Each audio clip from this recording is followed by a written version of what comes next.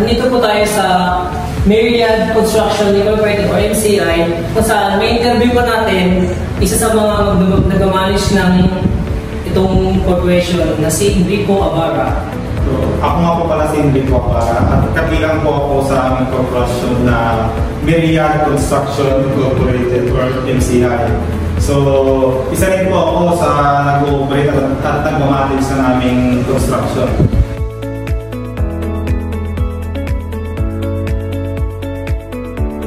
Ano ang mga problema na naranasan ng iyong negosyo tungkol sa halaga ng iyong produkto?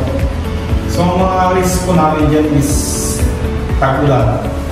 So, kung tagulan po, hindi po tayo makapag-quarry. So, ang buwan po kasi namin, ang mga produkto po kasi namin is mga sand, tapos yung palamba. So, marami po yan. Sa sand po, meron po kami katawag na vibro, silica sand, tsaka silica quartz. So, kung tagulan po, hindi po tayo makakuha sa quarry. So, ang solusyon po dyan is kailangan po namin ng stockpiling. So, ang stockpiling is, ito yung dito po namin i-back from quarry to stockpile. Para po pag may client kami sa kunyari tagulan po, makapag-deliver po kami. Kasi kung may stockpile po tayo, kahit maulan po yan, siyempre makapag-deliver po tayo.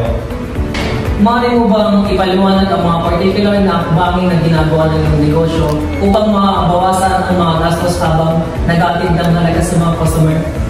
To minimize our expenses during we deliver our product to our clients.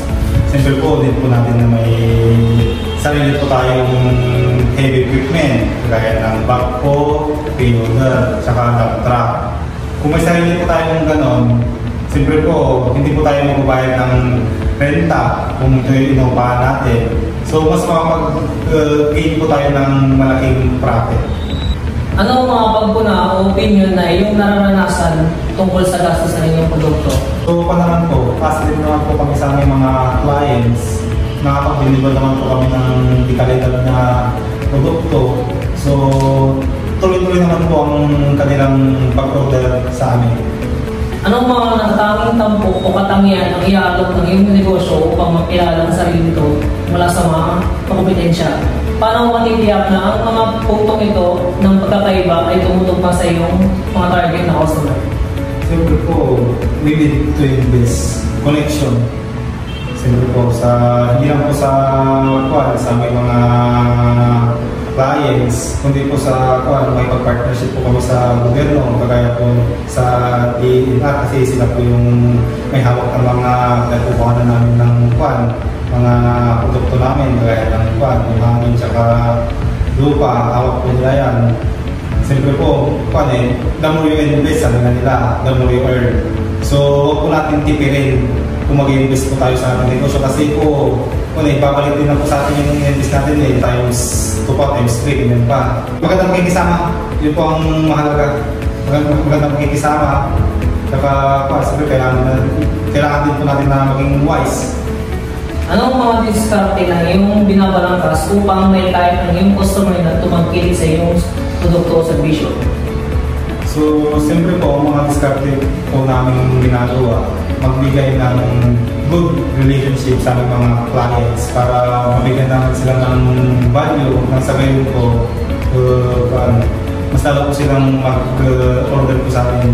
Siyempre po, magandang pakikisama at saka always be positive-minded para po maging positive din po ang aming maging resulta. Sulit ba yung produkto o serbisyo abot kaya ng customer? Sulit naman po, tsaka abot kaya naman ng aming customer. Kaya patuloy lamang po nilang tinatangkilik ang aming serbisyo o produkto. Paano may customize ang iyong produkto at dalawa sa serbisyo upang tumangkilik ang iyong produkto? Siyempre po, we need to maintain our quality. Kung gaano po nila nakilala po, maintain po yun para po mas tuloy ang kanilang pag-order sa amin. Maraming salamat po sa time nyo, Mr. Enrico Abarra, at sana tumaas po ang yung picture success niyo po. So, maraming salamat din po.